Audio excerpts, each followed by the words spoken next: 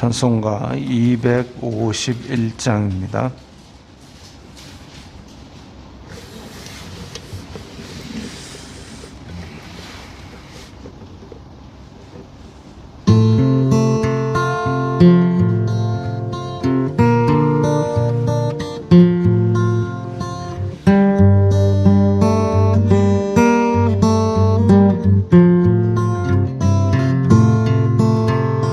놀랍다 주님의 큰 은혜, 우리의 죄를 속하시려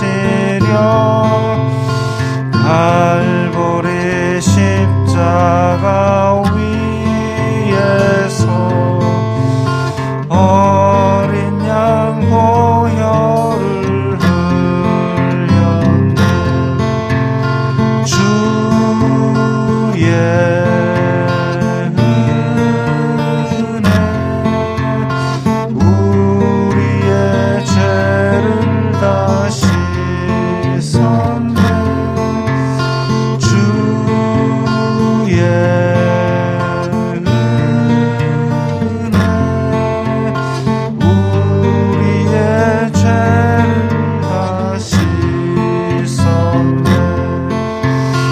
죄악은 성난 파도같이 우리 영혼을 위협하나 헤아릴 수 없는 주은혜, 십자가에서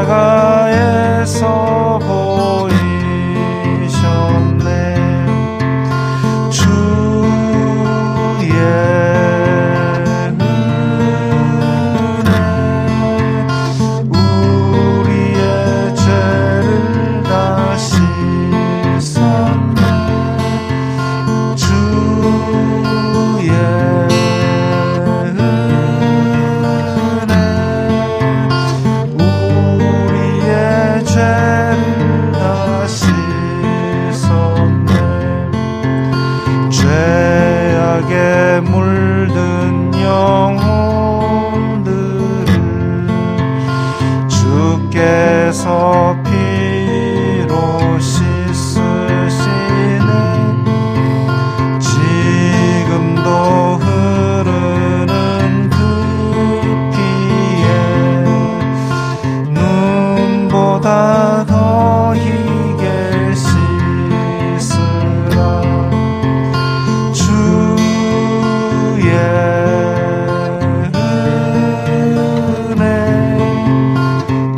우리의 죄를 다 씻었네. 주의 은혜,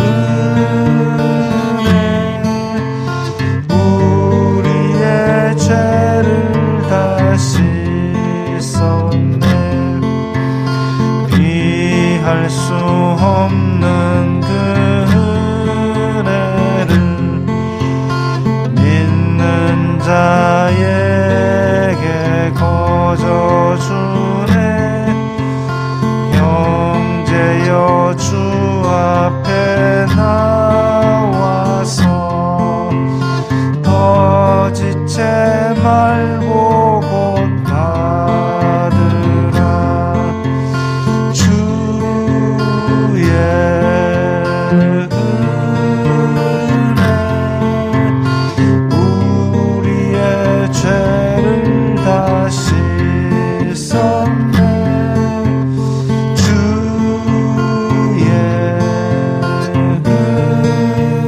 은혜,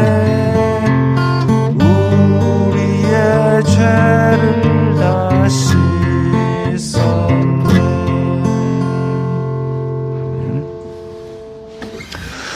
오늘 말씀은 요한복음 11장 47절부터 57절까지의 말씀입니다.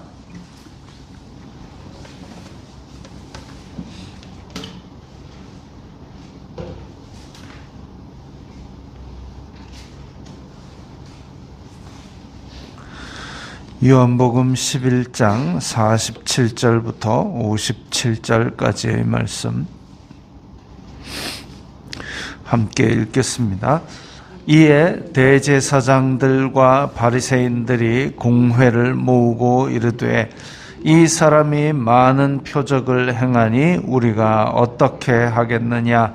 만일 그를 이대로 두면 모든 사람이 그를 믿을 것이요 그리고 로마인들이 와서 우리 땅과 민족을 빼앗아 가리라 하니 그 중의 한 사람 그 해의 대제사장인 가야바가 그들에게 말하되 너희가 아무것도 알지 못하는도다.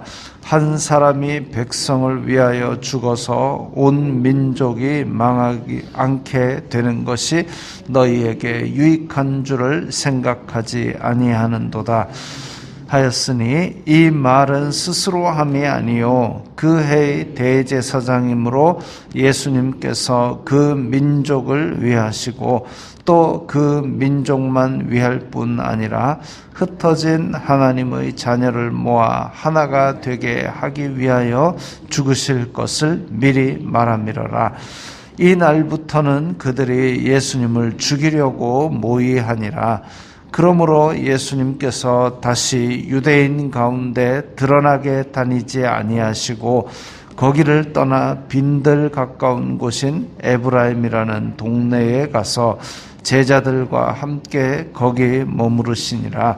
유대인의 유월절이 가까움에 많은 사람이 자기를 성결하게 하기 위하여 유월절 전에 시골에서 예루살렘으로 올라갔더니 그들이 예수님을 찾으며 성전에 서서 서로 말하되 너희 생각에는 어떠하냐? 그가 명절에 오지 아니하겠느냐 하니 이는 대제사장들과 바리새인들이 누구든지 예수님 있는 곳을 알거든 신고하여 잡게 하라 명령하였음이로라.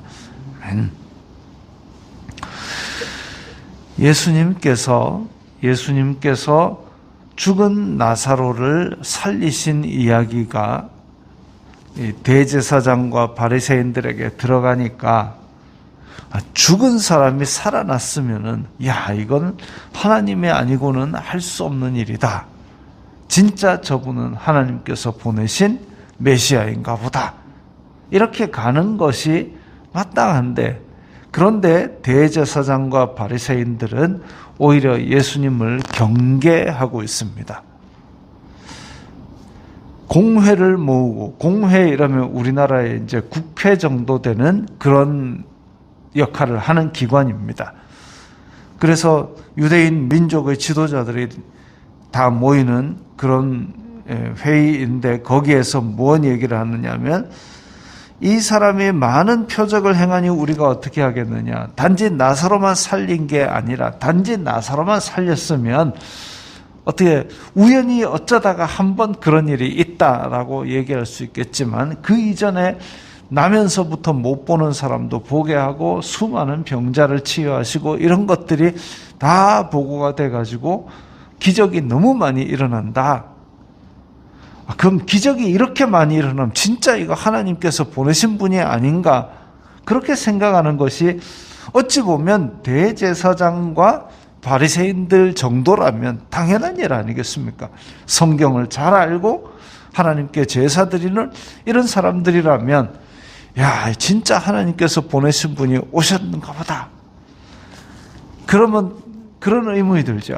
그러면은 예수님께서 인류의 죄를 대속하시기 위해서 죽는 거는 어떻게 하느냐? 대제사장과 바리새인이 가룟 유다가 그런 거를 안 해도 하나님께서 어떻게든지 그렇게 죄값을 치르게 하시죠. 돌들이 소리 지르리라 하신 것처럼 그들이 꼭 그렇게 안 나서도 됩니다. 그럼에도 불구하고 이 인간들은 많은 표적을 일으킨 예수님에 대해서 경계하고 오히려 죽이기를 결의하는 모습을 보이고 있습니다. 제가 이 구절을 읽으면서 두 가지 생각이 들었습니다. 첫째, 표적이 없어서 안 믿는 게 아니구나. 기적이 없어서 안 믿는 게 아니구나. 기적이 있다 할지라도 사람들은 믿지 않는구나. 둘째, 만약에 이제 표적이 없어서 믿지 않는 게 아니고, 둘째, 기독교를 지금 한국에서는 많이 욕을 합니다. 많이 욕을 하는데, 만약에 내가 지금 어려운 일을 겪고 있을 때 쌀 한 포대라도 갖다 주는 사람이 있다면, 그 사람이 교인이라면 그 사람 앞에서 아이고 쌀은 고맙지만 기독교 못 쓰겠더라, 이 얘기 못합니다. 무슨 말이냐면, 한국 교회가 지금 욕을 먹고 있는 이유는 일단 기적이 없어서도 아니고, 만약 선행을 하는 사람이 나에게 그 선행을 미치게 한다면 대놓고 그 앞에서 욕을 하지는 못할 거다라는 얘기죠. 바꿔서 말하면 한국 기독교가 욕을 먹고 있는 것은 기독교의 선행이 자기에게 미치지 않는다는 겁니다.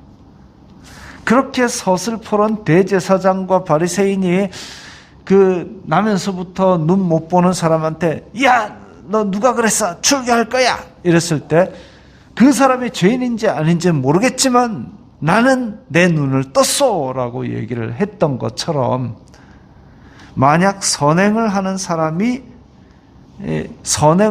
사람 앞이라면, 한국 교회가 그 선행을 한 것이 나에게 미쳤다면, 혹은 존경할 만한 어르신으로 그렇게 나와 있다면 대놓고 이렇게 먹고 욕하고 이런 상황은 아닐 것이다. 기적이 없어서가 아니라 우리가 예수님을 닮아가지 못한 것에 대해서 우리가 회개할 일이다, 이런 생각이 듭니다.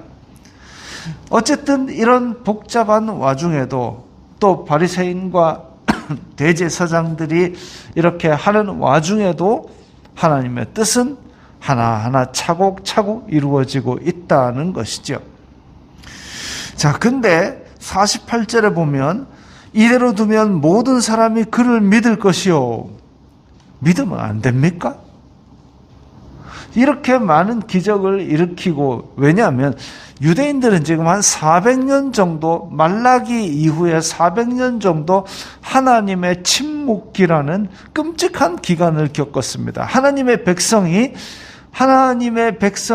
하나님의 선지자가 없는 기간이 400년을 지냈다. 이거는 정말 답답하고, 그리고 그때 당시에 400년을 겪으면서 그리스의 지배를 받다가 또 로마의 침공을 받아가지고 그렇게 식민 생활을 오랫동안, 우리나라 36년 했는데도 그렇게 한이 맺혀 있는데 400년 동안 그렇게 이놈 저놈 돌아가면서 다 식민지로 지배를 했으니, 그리고 그것도 끝나지 않았으니 얼마나 답답하겠습니까? 하나님께서 선지자를 통해서 야, 이 기간이 끝날 거야 라고 얘기라도 해주시면 좋겠는데 선지자조차 없고 고통받는 시간들. 그런데 그 끝에 예수님께서 오셔서 지금 하나님의 말씀을 가르치시고 병자들을 고치시고 이사야에서 얘기한 그 일들이 일어나는데, 그런데 거기다 대고 야, 이대로 두면 저 사람 따라가겠다, 그걸 경계하고 앉았습니다. 그러니까 자기네들의 지위를 위해서, 지금 자기네들의 지위를 위해서 성경이 말씀하고 있는 그 메시아를 부인하고 있는 거죠. 자기 지위를 위해서. 웃기는 거죠. 편의점 알바생이 매 바쁘게 일을 하다가 하루는 손님이 잘 안 오니까 너무 편해요. 그래서 소원이 생겼습니다. 손님이 안 왔으면 좋겠다. 손님이 안 오면 어떻게 됩니까?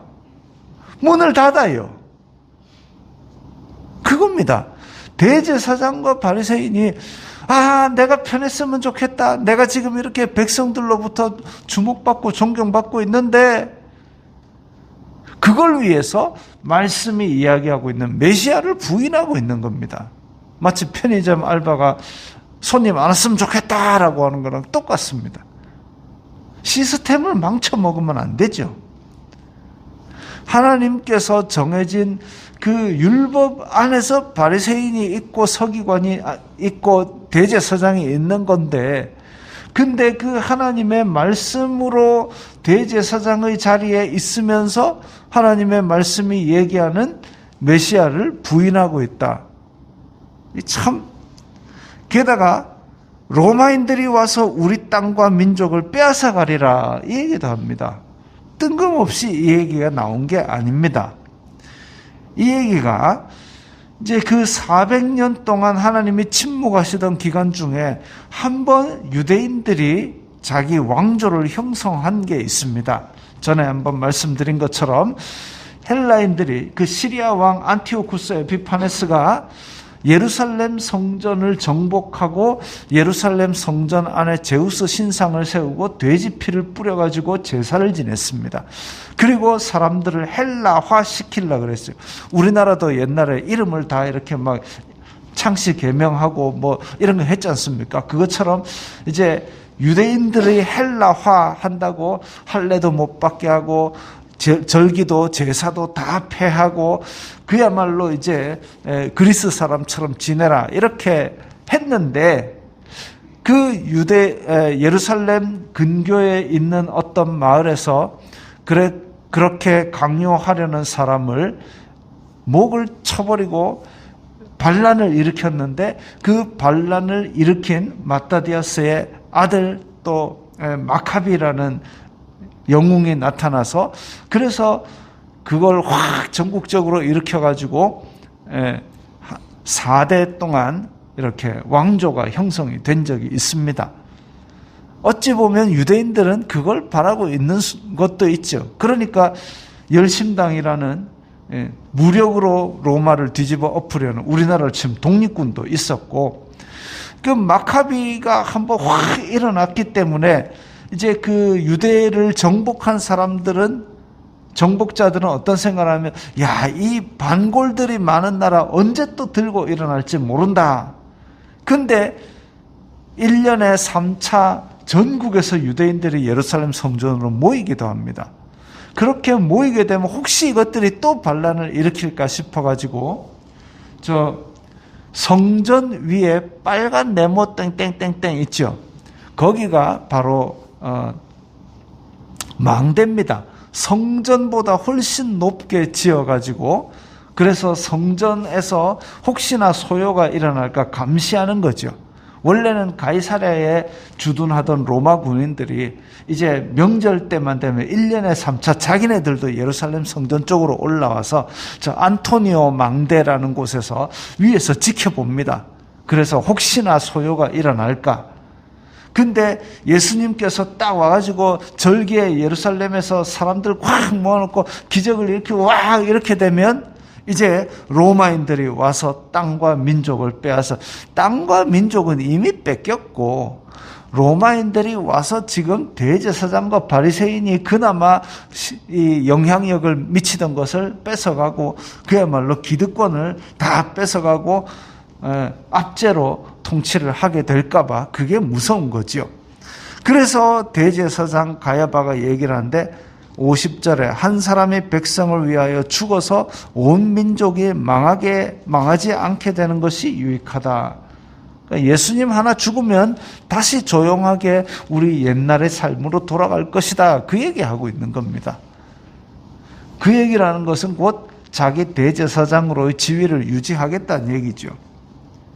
근데 결국은 이 대제사장이 사주를 해서 예수님을 죽이게 되니까 예수님은 인류의 죄를 지고 십자가에 지는 사명을 다하게 되고 그 사주한 대제사장, 제사장이 드리는 속죄 제물로, 원래는 제사장이 제사를 지내듯이 그렇게 제사장이 역할을 하게 되고, 또 밑에 51절부터 보면 거기에 대한 이 사건에 대한 해석이 나옵니다. 이 말은 자기가 마음대로 한 것이 아니라 하나님께서 다 계획하신 그 계획의 일부인데 그것을 자기 입으로 그냥 말하게 된 것이고, 하나님의 자녀를 모아 하나가 되게 하여 죽으실 것을 미리 말하게 하심이라 이랬습니다.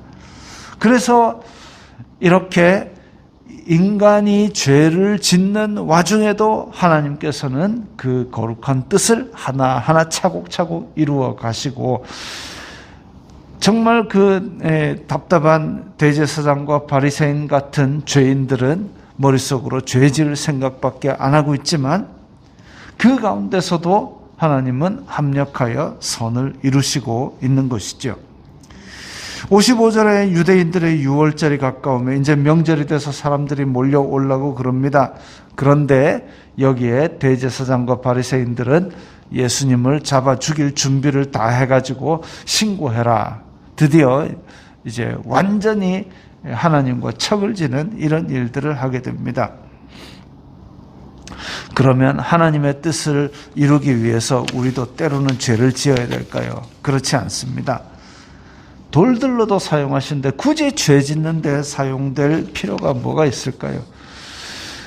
정말 기적 앞에 놓고도 대제사장과 바리새인들은 하나님의 보내신 메시아를 죽일 생각만 하는데, 기적이 없어서 믿지 않는 것이 아니고 우리에게 주어진 말씀을 가지고도 우리에게 주어진 구세주이신 예수님을 바로 믿고, 또 이 땅에서 내가 하루하루 겪는 생활 가운데서 예수님 같으면 지금 어떻게 하실까? 그 고민을 하는 성도들에게 하나님께서 그 성도의 삶을 통하여 하나님의 오늘 뜻을 이루실 것입니다. 오늘도 이루시기 바랍니다. 기도하겠습니다. 거룩하신 아버지 하나님, 감사합니다. 저희들이 부족하지만 이 믿음 가운데 살 때에 저희들을 통하여 하나님의 뜻을 이루심을 믿습니다. 오늘 하루도 저희들의 손길을 통하여 주님의 뜻을 이루어 주시옵소서. 예수님 이름으로 기도드리옵나이다. 아멘.